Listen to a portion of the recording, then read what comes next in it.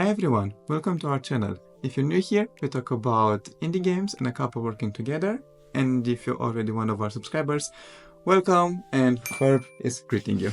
In today's episode, we're going to talk about something that both of us are trying to learn right now. It's mostly about this thing of not getting lost in our work because we are so passionate and so excited about it, but it can get a little bit too much sometimes. How developing a game can be overwhelming and brings developers into that game dev mode, which is basically a mode that doesn't let you focus on what's important at the moment. But first, let's get cozy. Number one is mindfulness. We mean that you should take a break from virtuality and focus on reality.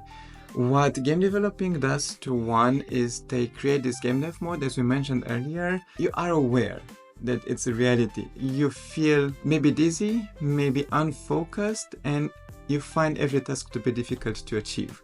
So, with mindfulness, we mean that you should focus on physical touches or even describe what's in front of you. With the first one, maybe touch different textures and see how they feel and focus on that feeling. Try to describe it in your head. With the second one, look at mundane objects in your room and try to describe them. What about this microphone or maybe this cup? What color does it have? It also helps you getting present. It's grounding, and it's also some kind of meditation in this regard because you just calm your brain down. The second very important thing is emotional check-ins. Working in a team, we have realized that it's really important, or our mental state is synced. And if they are not, then it can cause disruption, as we have covered in another video about teamwork. But a really important thing is to sometimes just get up or look at the other person or just connect or call the other person. Just check with each other how things are going, what feeling, how their progress is going, and regulate together to see what's going on. This is in regards of couples, but as an individual, what you can do is ask yourself, how am I feeling right now? And give that some thought. Don't just say, I'm fine, I'm okay, I'm sad, I'm disappointed because of the results or anything. This also journaling can help. Really important, exactly. Focusing on music and just meditating in your own rhythm. It's very important to check emotionally because it's not only about what you achieve and how rational you can be regarding to your game, it's also how you feel, because emotions really trigger a lot in your game and in your behavior with others. Exactly, and if you're stressed or have some kind of trigger during your work, emotional awareness is really important to just settle down, take a break, whatever you need to get back and be happily working on what you're doing. If you like the type of content that we do, please share, like, and subscribe, because we have noticed that many of our viewers are game developers and we would really like to learn what you learn from our videos and what you deal with in your games. So join our Discord channel where we can talk about all these things. Number 3 is prioritization. As a game developer and even an indie studio manager, you have a lot of tasks on your plate. So you usually start with the random one, or the easy one, or the most difficult one. Well, most importantly is to deal with the urgent and important tasks that are like mandatory for your game to succeed. Don't dwell on a main menu or some sounds if you don't have a gameplay or a Steam page yet. Focus on what's important and what people are awaiting from your game to know what to show further. Something that's also quite tricky when you have a to-do list.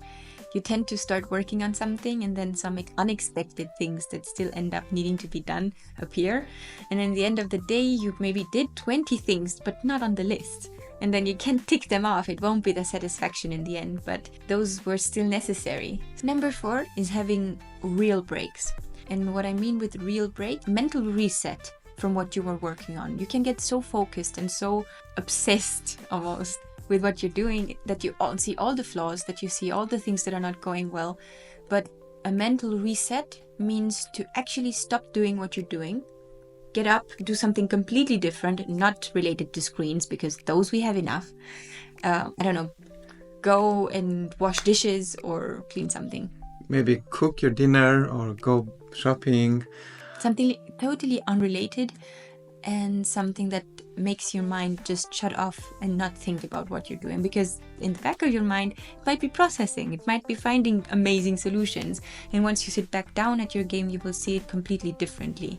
That's so true. Every time I have a difficult task in my coding, I struggle for hours, then I go to sleep, and when I wake up I have 10 different solutions. Number 5 is exercise and nature. And we don't want to mean that you need to exercise every day or go to gym or join a yoga club or anything. But just focus on taking some walks, and in the breaks that you take every day, because you need to take breaks, we just covered that.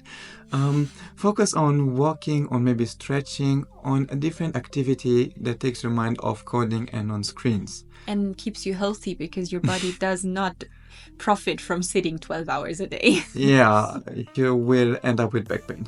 Yeah. And you don't want that. That's not great, no. And what else you should focus on in general health? Like, I don't know, eating the right things, supplements, vitamin C, vitamin D, like go outside and try to transition normal activities and tasks that you do indoors, sitting, into something that might be more healthy, like working an hour a day or 2 hours a day standing at a standing desk, if you can manage that. Or if you have the luxury to work with your team very close by, to go on walking meetings where you just brainstorm or come up with a new plan or whatever, but go into nature, rejuvenate, and just take the fresh air in. But walking and talking about what you want to do is so helpful. We've been doing this the past weeks, and it's so amazing because it's a whole other place you are, and you're just inspired by what you see. As the programmer, I find myself very often in game dev mode and walking through nature. After half an hour, I reset completely and I can feel the air around me, I can feel my emotions. Exactly. And also, us both being very visual people, he works with everything that is in the game and I'm the designer. At some point, the world feels rendered and fake. Yeah. And going into nature, you realize, okay, this might not be a texture. That's low resolution. Yeah. It's really helpful to just get out sometimes. Exactly. To end off the video, we're gonna give you some tips and tricks. For instance, limit overstimulation. When you work with the coding, with different engines, drawing assets, audio, YouTube, you have a lot of different screens and you scroll a lot, and then you just want a break maybe at some point. And in that break, what do? You open Instagram or TikTok or whatever and you start scrolling, which is not at all helpful. Try to do low-key activities such as reading, cooking, baking, just walking around, meditation, but not overstimulating activities. And want to take a break in order to manage more work efficiently, not a break just to distract your peace. Exactly. And with this, there's also this very important factor of choosing the surroundings that you're working in well. Some people really work well with music in the background. Some people work even better with super loud noises or like in a cafe or something. But some people like to be very closed off, focused on what they're doing and no other external noises or distractions. Each chooses their own, but overstimulation doesn't mean that you are in an, loud area. It's about doing what's comfortable for you and not to overdo it. It's all right to find your own rhythm of working. If you're the type who works best with your headphones on and isolated from others, or if you're a night owl and you just are better focused during the evening, just let that be. I mean, you can be super active or have social interactions in the first part of the day, and then the second part when it's dark outside and you kind of feel cozy again. Yeah. Cozy. You sit back and focus. Some people are morning people and they just get up and they want to go jogging like you do and all that. It's part of who we are, and just embrace and accept it. No one is the same. No one has to tell you when you should best be productive, and it's essential to just get to know yourself and respect that about yourself. Get to know yourself. Yeah. Another very quick tip is to change work location. You might work from home for your full-time job, and after work hours you want to start working on your indie game. Like in our case. Yeah, this is our case. That doesn't really work. And they start to change the table, the environment, the lighting. The room. Or maybe go to the office if you have the possibility, or find the place that you can work separately. Because we all know that mixing activities and the space in which you do them doesn't really help you. If you work in bed, it might be comfortable, but it doesn't really help your sleep. And just separating the things that you do based on area and place. One last and really cool trick we think is really important is to be open to mental check-ins to yourself every morning. Okay, how am I feeling today? Do I feel a bit sick? Do I feel tired? Do I feel like I want to take a break? Do I feel super motivated? Do I want to do this and this and this and I want thousands right now? Check in, see what you can do, and plan your day accordingly. It's okay to want today to chill. It's okay to want today to be productive.